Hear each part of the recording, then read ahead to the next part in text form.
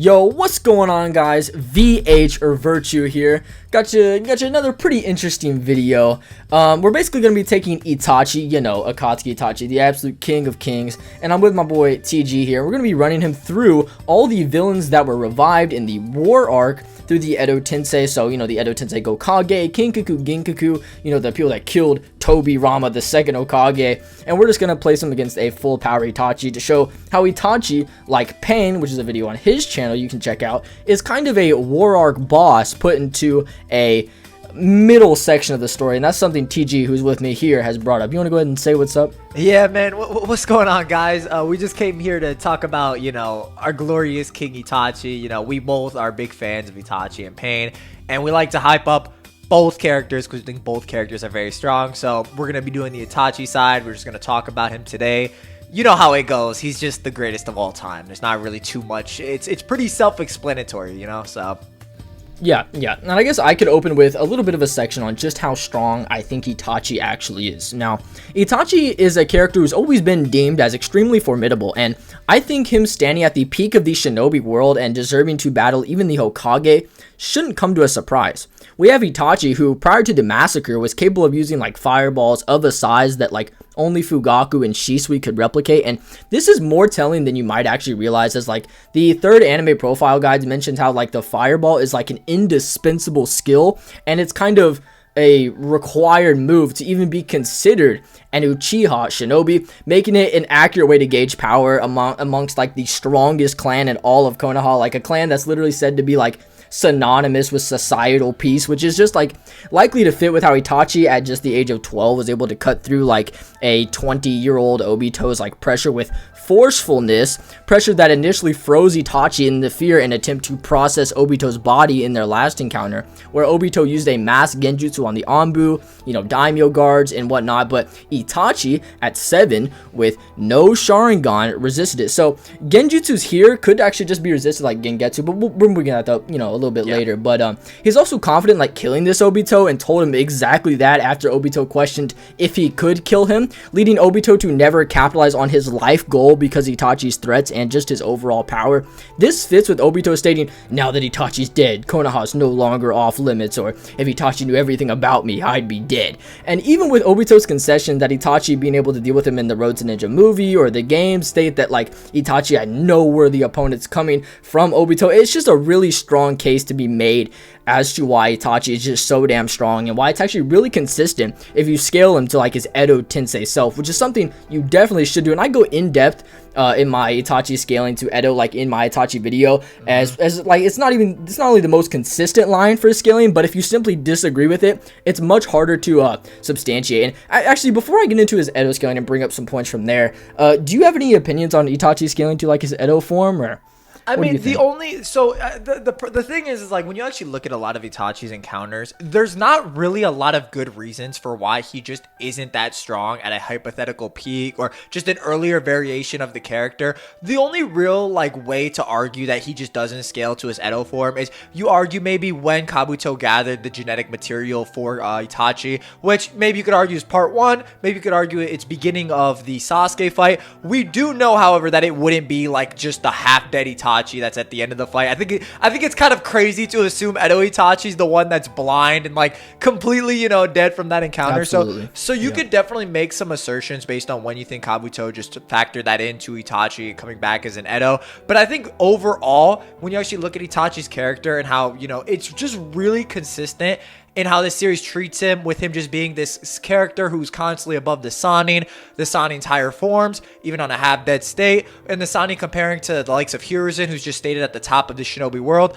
A lot of Itachi's scaling just is really consistent, and like my problem is, I know we've talked about this, it's just there aren't a lot of good reasons other than, oh, I don't really want to accept that for why he's Itachi too strong. Yeah. It's like you have characters like Obito, you know what I'm saying, treating Itachi with the utmost respect, taking him very seriously. You have these great feats across the board. It's more so just how you interpret him at different points in the timeline. I think that's, but yeah. I think him generally scaling to his Edo counterpart or some like variation of that or some proportionate amount of strength is very consistent. I don't think there's really anything like backing that up. Just more so like what time period.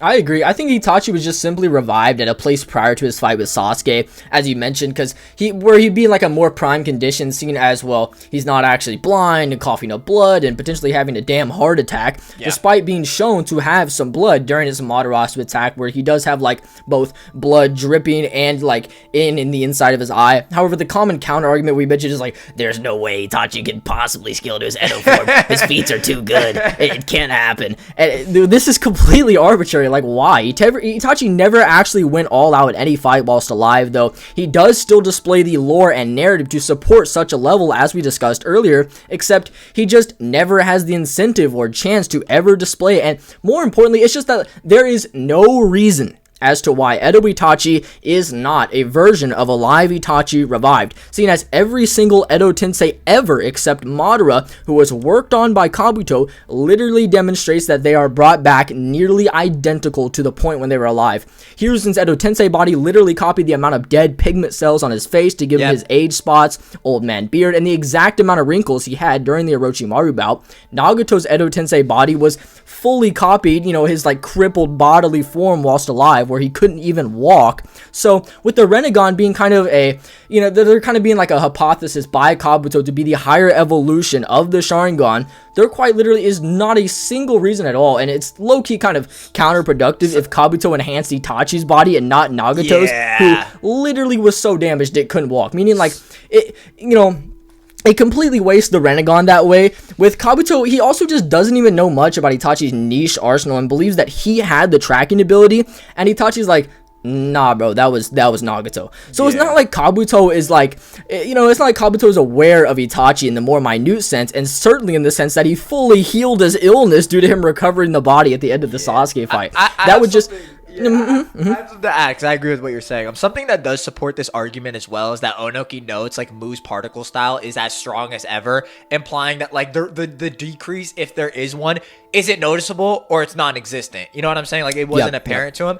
The only real like nerfs with the Edo Tensei are really made to like Hashirama and Tobirama and the other like Edo Gokage, and even then like Hiruzen was arguably buffed by it just due to the state of his body in his old age. So it's very selective who it actually nerfs. Like the nerf isn't really there or apparent at all. So I do think if you just say, I think it is very consistent that Edo Itachi is just some variation of Itachi when he was healthy. I think that's completely consistent. There's again, like it's just not to make like an argument like from ignorance, but it's like there just aren't a lot of good reasons why it wouldn't be, and a lot of the evidence does generally support it. You know what I mean? Of course. Yeah, I mean, even then, like, if you did take, okay, well, Kabuto healed his body, it simply contradicts not only Kabuto and his nature, but the entire fundamental replicative aspect of the Edo Tensei, and it simply has no basis for the idea at all. Like, however, what is grounded in evidence is Itachi being reanimated at an earlier point due to his state whilst, revived, which might actually hold more substance, as we see, like, a little later, that Itachi's, like, command under the Kodomatsu Kami Crow, like Shisui's eye, is to simply protect Konoha, which is fulfilled through the most optimal methods, which, I mean, it's kind of like Itachi only evolves to a higher state when he can't perform the task in his current one, where it only evolves to the lowest level capable of performing said task. With this being said, when Itachi slices Nagato's hand, he enters the V3 Susanoo, but whenever like needing to seal Nagato, he then evolves all the way to a V4 Susanoo, like a complete Susanoo, to gain access to his Totsuka Blade and Yadamir, or to gain such a speed advantage where it would imply that the smoke isn't a valid rebuttal to Itachi blitzing Nagato, but whatever. This implying that like the spirit weapons aren't able to be used. Yet, when Itachi was alive in the Sasuke fight, though he was blind and obviously much weaker, his Susanoo mastery was greater, probably yielding him the ability to actually use the spirit weapons in his V2 or V3 Susanoo state, meaning that bro could just be reanimated from a less experienced point where he didn't hold such a mastery, rather than like his just blind deathmatch, which this is kind of just like supplementary material. It's just kind of absurd to see such an arbitrary rebuttal being used nearly constantly. And I suppose we could further discuss like what Itachi can do in Edo and his other power assertions through like KCM1 Naruto and EMS Sasuke when the time comes, but do you have anything else to add? I've been talking for a little bit before we get into the first match. It's just it's fairly consistent that Itachi be this strong. He's placed in the top 3 of like the hierarchy in the Akatsuki. Pain, someone who's just bragging on like the Sanin's higher forms. You have someone like Itachi who's just commonly like portrayed against Pain, and Obito. Like they're all kind of just portrayed in this like, and I mentioned this before, these guys are just really war arc bosses that kind of just were lingered about in the series. Like Pain kind of had to go through this extreme gauntlet. Itachi was kind of marked for death already because of his illness. So it really just, it's considered like they just are that strong in my opinion. Like they fit well in the narrative. They kind of leave the narrative at the perfect time for Naruto to Sasuke to get stronger so they can later match them or stack up to them later on. So I think it's fairly consistent. I agree with a lot of what you said, and I think a lot of more of what we can like talk on will just be touched on in the video. Yeah, absolutely. And the first match we have is the Beachfront, which is the Kinkaku Ginkaku unit. Those are probably the two most prominent figures, along with a few other Jonin that are pretty impressive and might have some cool lore assertions like Asuma, Dawn, and Hizashi. But also, what does Hizashi do? We can kind of write him off. He's not doing anything at all. And even then, so like, I guess I'll let you touch on Kinkaku and Ginkaku, but I guess I'll touch on Asuma and Don. So Don, he has one cool like lore assertion, I guess a couple. His main one that's actually more reliable would be like the idea that they needed to have a barrier to hold him whenever they basically beat the whole company, right? So everyone else, they were kind of just chilling, nothing happened, but they did put Don in a barrier, which may imply some things. And if you really take it that far, you can say he actually intercepts Madara and like kind of blitzes him in his ghost form, but we're not gonna take it there for obvious reasons. Bro died to no names in the third war. It's kind of, it doesn't seem like it's that genuine of a feat, or maybe there's just the ghost form was such a speed amp, or he was mental amped or whatnot. There's a lot of different ways to go around that, and there's really nothing to really assert him. Asuma, he's only really a rival to like Kakashi in close quarters combat, with like knives and whatnot. And yeah, this doesn't really mean much because Kakashi is still stated twice in both the first data book and the first fan book to be the strongest Jonin in Konoha, which would obviously place him above Asuma, and it would just mean that Asuma is only relative to Kakashi in one aspect, whereas Kakashi is better in every other aspect of combative endeavor. And Itachi is able to literally perception blitz, Kakashi, and Asuma, even then after, he's like, I can't believe he's this good. Yeah. And Kakashi's rebuttal's like, nah, he's even better. Yeah. Like, this is nothing. So, I mean, I don't really think Asuma's going to be doing much. Like, what is it? His burning ash jutsu that, like, potentially could have, like, harmed the other Jonin. I just don't think it's going to be doing too much, especially when you have Itachi, who's, like, basic fireball stated to be, like, not even comparable to typical fire style. His fireball stands at like the peak of Konoha at large, so there's really nothing to say for these Jonin. But what do you think about Kinkaku and Ginkaku? What's your opinion on the Tobirama Slayers? I hate these dudes. I'm gonna say it because their fight is probably one of the weirdest fights in Naruto. It feels like a JoJo fight in my honest opinion. So the thing with Kinkaku and Ginkaku is that like their lore is that they're strong but oddly fraudulent, because their W's on Tobirama, with some translations for them actually claiming that they did kill Tobirama, are really just like surprise attacks, jumpings, nothing really indicative to just like a straight up fight. So it's not like they really skill there, and I do not think their performance against Daori is that good, since he can consistently tag and blitz their physical reactions with the laser circuits, which is not a good feat for them considering the likes of Tamari and Kankuro can just keep pace and actually move a little faster since Daori fires first in the 5 Kage Summit, which if you kind of look at that and the fact that Kankuro is more of a match to like Sasori in the war arc, is it really a good look since it's like I don't want to say lower level Akatsuki member, but just someone not on Itachi's level? It kind of sets up a good idea that he would just do very well against Kinkaku and Ginkaku, who are more so relying on their ninja tools, and Itachi would probably not give them the opportunity to really get this off. I don't think base Kinkaku and Ginkaku are really that threatening to him or his arsenal. The main thing I would say for these two is that their Bijou forms are probably the bigger issue, but these two only really go into their Bijou forms when one of them kind of goes down. Like Kakuzu notes, Kinkaku only looks like this when Ginkaku is done for. So like a hypothetical, like they both go into their Bijou forms, they both use their 6-Pats ninja tools, and they exhibit that strength like beyond the 5 Kage that the data book notes. Is it really apparent, or is it like it's probably not the case in this type of situation? In which case, you can argue a couple different things. A big point you can argue is that Itachi just uses a Matarasu to, even if you want to say like bypasses Kinkaku's like version 2 cloak, just does eventually just eat down the chakra, since it's unlikely Kinkaku has enough mastery to just like lop up the Nine Tails chakra in a similar capacity to Naruto. He's really just, he has some control over it, but to not to the same degree. So Itachi generally does have a good matchup. Genjutsu is also extremely valid since neither of these two are perfect Jinchuriki or have a partner to like slap them out. Even if they did, Tsukiyomi's just as viable of a win con. So Itachi really just doesn't have too much of a reason why he wouldn't be able to take these two on. And if your answer is because they're Edo Tensei, he can't win, I mean, Totsuka Blade, come on. You know what I mean? That's not really a fair enough answer. So I don't think they're scaling at really as high as Itachi's possible high ends. I think he just really, there's no reason like they're not susceptible to all of his hacks or abilities. Amaterasu honestly should just be able to tag them. And we were talking about this before the video too. Itachi should, so some people have some like differing opinions on this, on Itachi using Amaterasu versus Sasuke.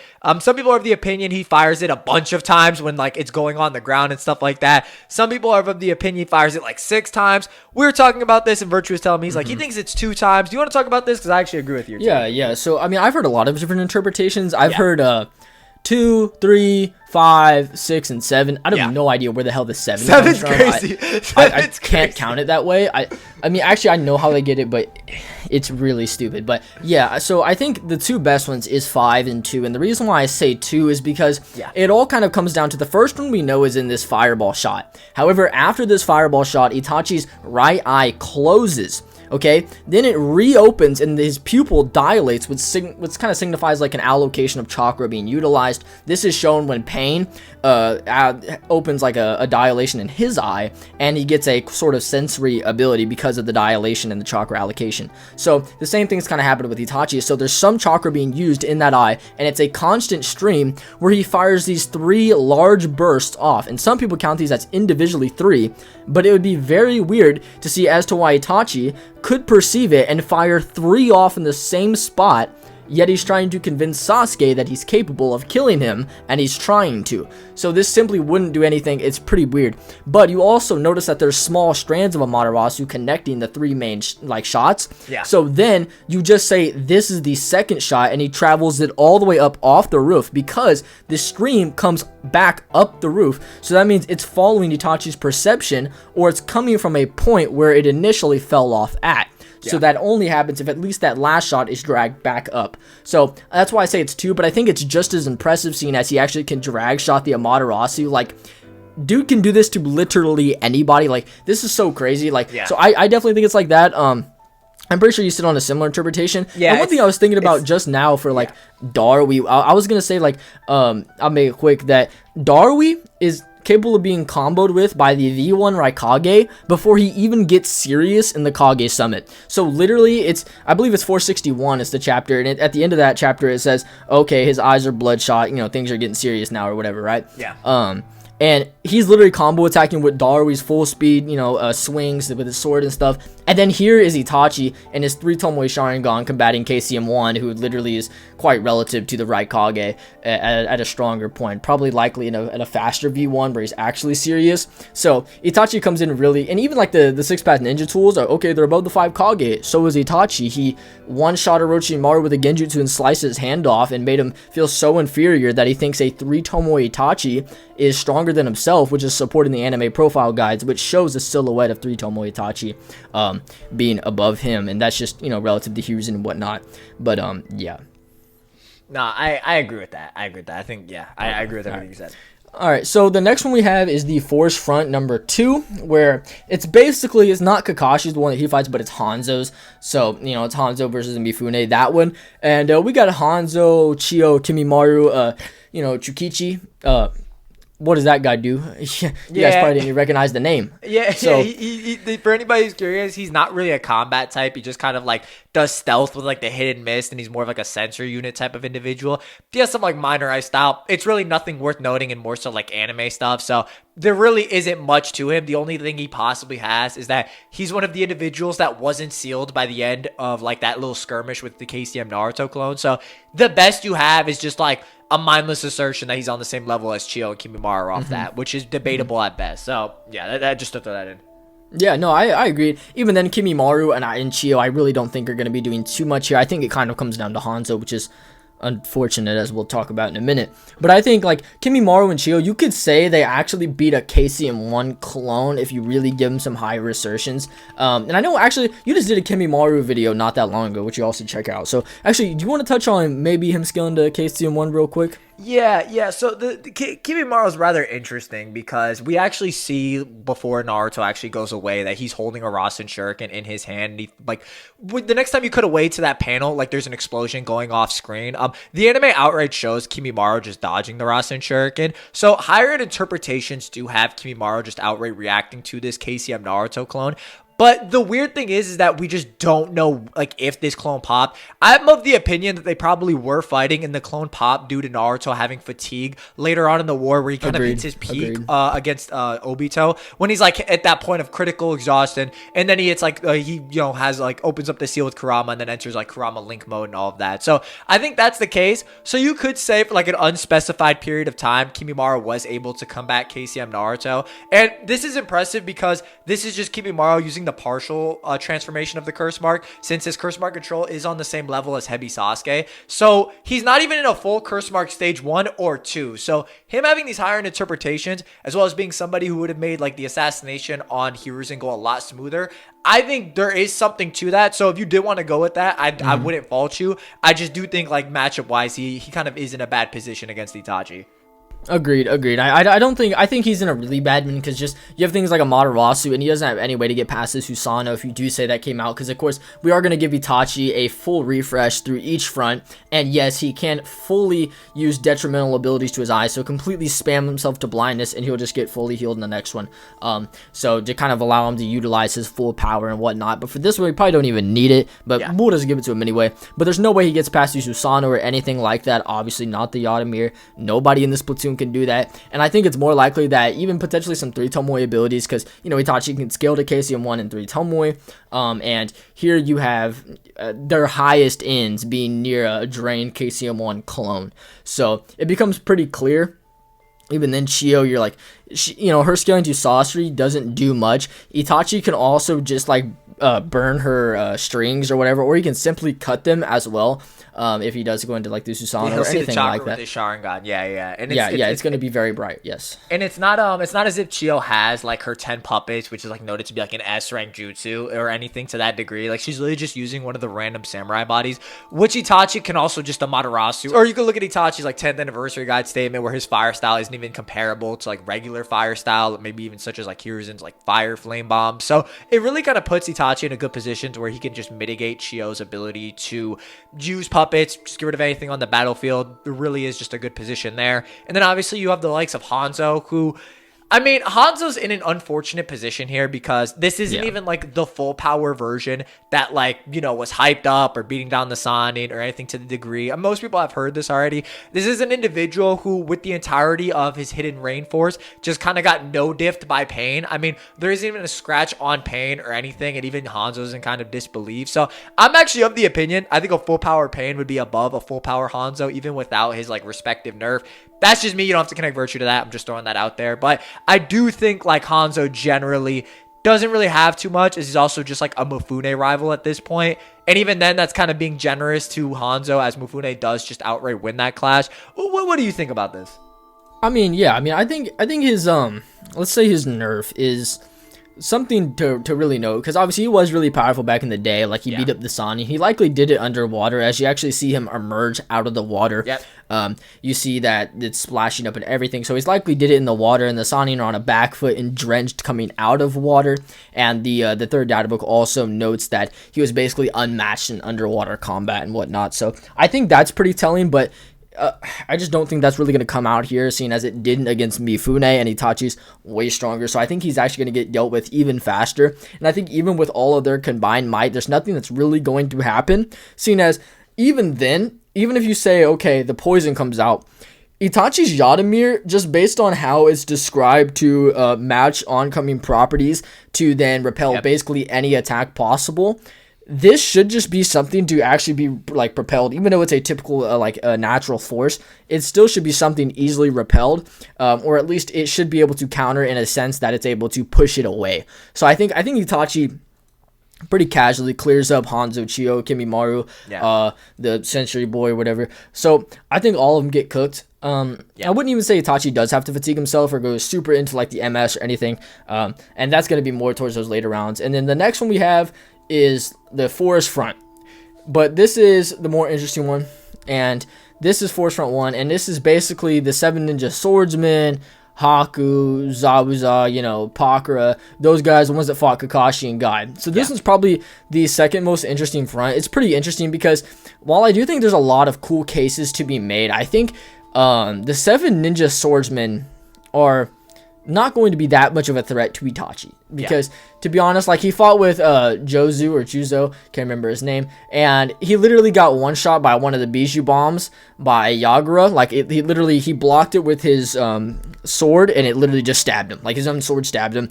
And then Itachi just used a fireball, pressed Yagura into his V2 state, and one shot him with a Matarasu and dropped him to the ground and walked away. Don't know why blood didn't take his body. But, anyway.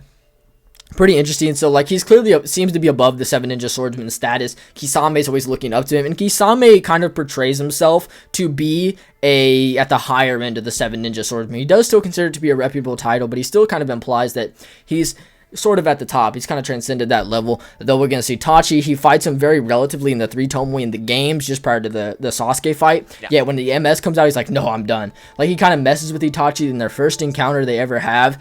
And as soon as Itachi gets the MS, he's like, oh, okay, buddy. And he kind of backs off. He doesn't really try anything after that. And there are some stuff in the Akatsuki novel that hint that, like, Kisame is just blatantly inferior, and that, like, Itachi's pressure alone kind of suppresses his power, which is really interesting. So Itachi is clearly above, like, all of the 7 Ninja Swordsmen individually. Even if you talk about, like, Mangetsu, who could use all the blades, it's nothing really to note because Itachi is just going to be so much farther physically above all these characters that they are going to be like a Matarasu victims, especially if you take that drag shot ability we brought up earlier, and then you couple that with Tsukiyomis he could use. And again, if he always does get really pressured, he could always just utilize like the Susanoo and Yadamir and Totsuka Blade if he needs it. Like if Haku surrounds him in the ice mirrors and starts flying out the ice Senbon at him, he could always just use the Yadamir because it's obviously able to repel all those attacks. And obviously something like this would actually be one of the reasons why I would believe it is omnidirectional. That's my interpretation. I don't know where TG stands. I agree with that, actually. Yeah, okay. So what do you think about what do you think Itachi does? This is the thing with this matchup. The only thing there's really only a few things that are even like remotely threatening to Itachi. The hit and miss, or Zabuza's hit and miss, is one of them, since this would make it harder to anticipate attacks via the Sharingan. This is noted in part 1 with Kakashi as well. But this really isn't that crazy to deal with, like, jutsu-wise. Like, I don't really see Itachi having difficulty coming up with a counter, especially if he can come up with counters to much more complicated and threatening techniques, such as Chibaku Tensei. I just don't see hit and miss being an issue. And the thing with hit and miss is that he only needs to take out Zabuza for the miss to actually lift. So he only has to take out one person to kind of lose that big disadvantage. You know what I mean? So really the only opportunity, if you were ever going to make a case against Itachi, would just be when the hit and miss is active and they're just able to kind of like grab him or attack him with like his perception being hindered, which also doesn't mean his perception isn't good, because as attacks come closer to his line of sight, he'll be able to visualize them better, but more so just like he can't see them from their source, which is going to present issues. So I don't think that would be too much of an issue. I don't think anybody here in the battlefield is really too much of a like remotely too much of a threat. Like, I don't really think anybody, and like you mentioned, like, this is the strongest generation of the 7 Ninja Swordsmen, but this is also like the strongest past generation. And if you assume like Kisame's on the higher end of it, and you have people like Fuguki who wielded Samehada, which, you know, you have to have a large chakra source to actually use Samehada, and Kisame's like on a higher end to that, it's like Itachi would just kind of just be dominating here, as Fuguki was one of the last people to actually be sealed into the division, along with Mangetsu. So I think he'd be doing very well here. I don't think a lot of these abilities are even remotely threatening to him. I don't, you know, there's not really too much here I see going down, you know? Yeah.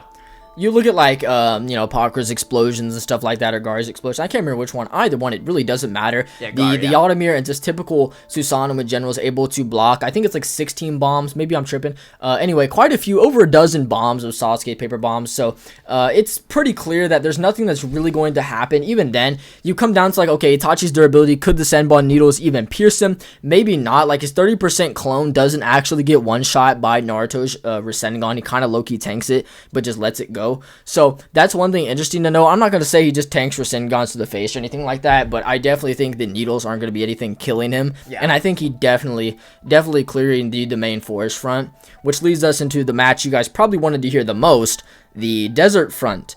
So I guess to begin with the main threat, let's talk about Mu. What can Mu do? Because Mu, if you kind of establish a relation here, he's the fastest of all of them. He's the only one that reacts to the hands that come out of the sand, and he does the best against KCM1 Naruto. So he's definitely the best out of these guys. But here's the problem. Naruto and KCM1 with a clone is able to circumvent Mu's sensory and speed just by propelling himself off Gaara's sand to hit him. And Itachi's above that in 3 Tomoe, and then he's actually able to further up himself into the MS to then blitz the animal summons, and then he's actually able to completely whip his Susanoo and cut straight through the chameleon's tongue and rip Nagato's arm straight off to where he just kind of blitzed it and then grabbed Naruto and B, where both are trying to actually get out of his hand. If you actually look, there's actually tension lines of them trying to escape, yet his Susanoo is just holding them there. So Itachi is clearly above, and then again, depending on how you interpret the smoke, if you think that Itachi went up for a speed boost in V4, then it really doesn't even matter, if anything, and the smoke was just, he would have got blitzed regardless. So I'm not going to say he got perception blitzed or anything, but it's definitely an idea there. At least he's more relative to a character, at least in his MS, who could beat up KCM1 compared to when he was already parrying him off in 3 Tomoe, and he also does even better in the anime. If you also take B being relative to KCM1, Itachi is able to do literally 3 backflips before B can move at all and finish his combo attack. He's able to dodge around and put him in a genjutsu, use the Phoenix Flower jutsu. He's actually able to parry off over 10 different strikes from the 8 sword style, so he's clearly way above this level. So he also will just be coming in at a very good advantage against the desert front, against characters like Mu, the third Raikage, Gengetsu. If you really take like what the third Raikage has and just push it further, you get him. Okay, yeah, he might be slightly above a KCM1 Naruto clone, but again, this is a clone. It might not even be at a peak one. And regardless, Itachi's also above that. So if you just want to go into abilities, then it's like, okay, Itachi could seal him.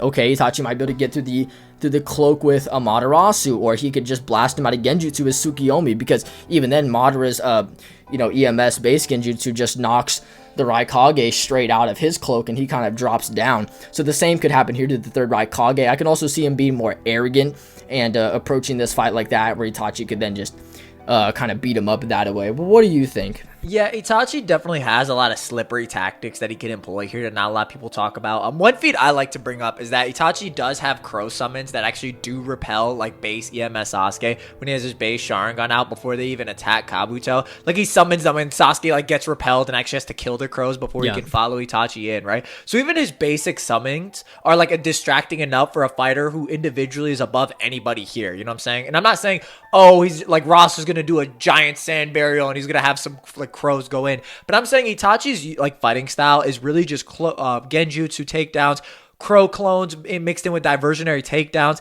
Itachi really just has to kind of, in my opinion, exert one MS ability per fighter here. I think Mu's the most threatening one because if he plays a range game shooting large scale particle style on Itachi Susanoo, he would just kind of force Itachi to have it active, but at that point, Itachi would just be taking down the other fighters. Gengetsu's genjutsu would probably just be deconstructed by Itachi's Sharingan. I really can't see a reason that it wouldn't, unless you want to argue that it just messing with like light refractions would be something hindering to the Sharingan. But again, I don't really see that being the case. I think Itachi would have no issue doing this. Rasa also, I can't see is an insane issue, as nothing in his arsenal is really he sucks. He sucks. I'll say it. He sucks. It's just, I don't think Rasa's got too much in here that really, I mean, Hiruzen himself does somewhat imply he's above Rasa. And if you go off Orochimaru, just classify like killing Rasa, I think that's a good precedent. Obviously, you could argue it's off guard, although both are classified as assassinations. I will say, to interject on that, I actually completely agree with this. There is a statement in the second or third anime profile guides, I believe it's third. It states that Rasa is practically on the same level as the Hokage, but it says this when Orochimaru is posed as the Kazekage, which it literally says in the next sentence. Yeah, it's probably not talking about that, but if you do really want to give him the benefit of the doubt, then whatever. Yeah. There's not really too much there. And again, Itachi's the thing with Itachi and the Totsuka Blade, like I know it sounds like a bad GG, but you have to understand that Itachi literally just skewers his opponents in character, and just like most people here wouldn't be able to react to like a Totsuka Blade strike. You know what I'm saying? It would just be way too much for them. And the problem with Itachi too is like things like the third Raikage's durability don't really matter. You know, a lot of these like ways they have to get around like don't matter. A lot of people in the verse aren't actually equipped to take on Itachi's arsenal, and it's just what it is. Like he's got an insanely strong arsenal. He has insane hacks. He has great speed feats. His genjutsu is so insane because it hits so quickly. So like most fighters here also probably wouldn't be able to resist his genjutsu. Or if you want to argue they're being controlled by Kabuto, Kabuto wouldn't be able to control them to the degree where they would just be like able to look down and also fight Itachi to the same level. Like, it really wouldn't work. As even Kakashi with the Sharingan, having previously experienced Itachi's power and have fought him, still goes to Guy for advice on how to beat Itachi. So that should kind of tell you what we're dealing with. Someone who's made to resist Itachi's dojutsu and has seen him in action still needs to go kiss up to Guy to be like, listen, bro, it wasn't enough, lad. I need more. Come on. Help me out, man. So I think realistically, he has options here. You could argue his clone circumvent. I think Mu, again, is the most threatening one. Just repeated particle style could potentially wear Itachi out. Plus, Mu like nulling his chakra signature. But by that point, Itachi just goes into another battlefront and takes down, you know, these three individuals. Yeah. No, I completely agree. I don't really think there's anything for them to do. He still has the Amaterasu, the strongest physical attack, something that's said to be impossible to dodge. And it kind of acts based on command. So if you notice how, like, whenever Sasuke hits the, the Raikage, it doesn't burn through, like, it doesn't burn through him. You'll notice it's not burning through him, which is kind of weird because you'll notice, but the reason why is because Sasuke initially set it on to the Susanoo. This is why, like, the trees don't burn from the Amaterasu after the Itachi fight. So it kind of seems to have a predestined target. So another thing Itachi could do is literally just ignite the entire ground to try to get Gengetsu's clam eventually, or get him. None of them, again, are fast enough. And he also might just be able to melt, like, Rasa's sand, or at least the sand parts, into just glass, to where it might just be like gold and that's it. And again, like, one thing you kind of touched on is the idea that the third Raikage's durability doesn't matter. The Totsuka blade doesn't have to forcefully pierce anything. It kind of just goes straight through it. This is shown pretty well against Nagato when you'll notice there's not a single pierce mark at all. It's just inside and through his body. That's it. So, and this also fits with it being ethereal and weightless, you know. So this is all pretty consistent. So we kind of just find the best conclusion here being that Itachi, even if he has to go a little harder, you know, he's definitely going to come out on top with the victory. For those who want to point to, like, Itachi's stamina, I mean, like, Itachi's stamina has always been a factor, far overplayed in terms of how much it actually contributes to the overall battle scene. As, like, well, yes, he does have a 2.5 in stamina. This could likely just be, like, proportional to, like, his other stats, seen as back in the beginning of the Shippuden, you know, where Itachi with just like 30% of his chakra and no Mangekyo uses, you know, clones, a fireball jutsu, 2 genjutsu. The anime has like even more. It has like another fireball and, you know, the Phoenix Flower jutsu. You take it back a little further, you get like Itachi using basic genjutsu, water bullets, clones, Tsukiyomi twice, Amaterasu, without any implication of him being fatigued or drained. And then the Kisame is like, you know what? With your power, talking about the MS, we could have stayed and beat up Jiraiya. You know, he's very confident Itachi's still using more of these abilities and being able to beat Jiraiya, which is consistent with the Orochimaru stuff. So, again, we just think that, Itachi comes in pretty well against the Desert Front. Something I would add real quick is also just like if dudes were going to play like the stamina card, is that Itachi is tied in Data Book 3 for having the highest stats out of everybody there. So it's like, I agree with what you're saying too, to it being like relative to the person, you know what I'm saying? Like, bad stamina for Itachi is not bad stamina generally. Like, you know, it's above heavy Sasuke. Exactly. He literally chakra fatigues heavy Sasuke. Like, that's not bad. And that's Itachi arguably at his worst. Now, obviously, in these matchups, we're assuming that he's willing to go the distance and utilize MS techniques, like, without really having to worry about his eyes, which again is something that he doesn't do in character. He's more so worrying about his eyes and trying to protect them and have longevity with them, obviously take medication and whatnot. But I just want to touch on that because I agree with what you're saying. I think people overplay Itachi's stamina. I don't know why they make it such an argument. It makes no sense to me at all. I agree, but you know, that's the video. What did you guys think? Did you guys think that Itachi just absolutely sucks and he's completely donkey nuts and would get beat up by Haku and Kimimaru? You guys let us know. I mean, maybe he is terrible, maybe we're just glazing, or maybe he's actually the strongest in the Akatsuki, which he probably is. Anyway, I'm not going to say anything. Make sure you guys go check out TG if you haven't already. Don't know why you wouldn't. He has many great videos over there. Sure, you can learn something, or check out more of my content. It would be greatly appreciated. Yes, sir. Yeah, and have a fantastic night, day. God bless you guys, and love you guys.